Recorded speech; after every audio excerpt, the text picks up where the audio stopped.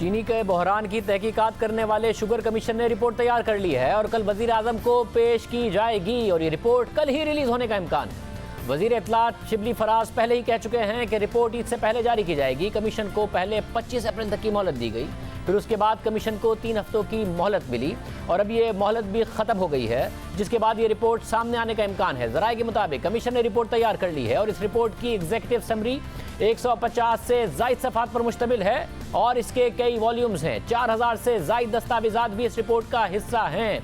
क्या इस हवाले से तफसीलात हैं, किस पर जिम्मेदारी दी गई है? जाहिद गिशकोरी हमारे साथ मौजूद हैं। जाहिद, क्या ज़राए बताते हैं जो 3 अरब की सब्सिडी पंजाब हुकूमत ने दे दी, हालांकि वफाकी हुकूमत ने सब्सिडी से मना किया था, उसका क्या तयन किया गया है जिम्मेदारी का और किस किस बात का तयन किया गया?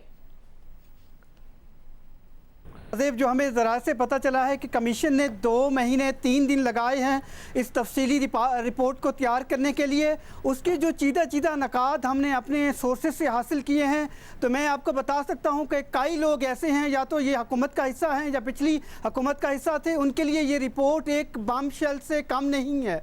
उसकी वजह यह है कि काफ़ी ऐसी चीज़ें पॉइंट आउट की गई हैं जो मैं 1 बाय 1 आपसे शेयर करना चाहूँगा।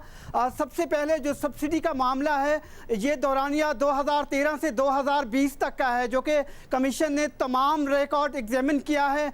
कल लगभग 24 अरब रुपए की मुख्तलिफ सूबाई हुकूमतों और वफाक की तरफ से शुगर मिल मालिकान को इस 7 साल में सब्सिडी दी गई है। कमीशन का ये ख्याल है, जब उन्होंने इसका ऑडिट किया है, तो ये सब्सिडी उन किसानों तक नहीं पहुंची, बल्कि तमाम तर फ़ायदा इन शुगर मिल मालिकान को ही हुआ और कमीशन चाहता है कि इस पर तहकीकात होनी चाहिए। कमीशन की ये फाइंडिंग्स हैं जो हमें ज़रा से पता चला है कि कम अज़ कम 33 अरब रुपए की टैक्स एवेजन की गई है मुबैना तौर पर इस केस में। तो सबसे ज़्यादा अहम रोल जो FPR का नज़र आ रहा है, उसको इन्वेस्टिगेशन देने की सिफारिश की गई है। सिंध के चीफ मिनिस्टर मुराद अली शाह का एक बड़ा पूरा एक आधा वॉल्यूम है, इस पर डिस्कशन की गई है। सबसे पहले इसका role as a finance minister सूबा सिंध में था, सब्सिडी देने के हवाले से बिलखसूस ओमनी ग्रुप को सब्सिडीज़ गई हैं। इसके अलावा वो दोबारा चीफ मिनिस्टर बने उसी टर्म में 2018 में, उस पर भी एक बातचीत की गई है।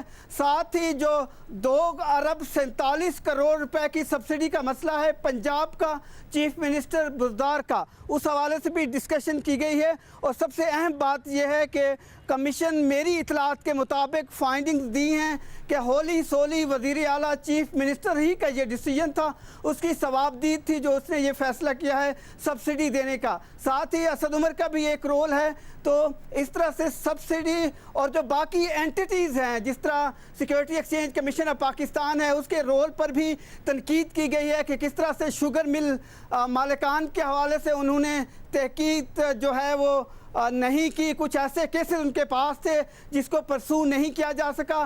फिर ऐसी एंटिटीज जो कि चीनी की कीमत बढ़ने की वजह बताई गई है इस कमीशन की तरफ से।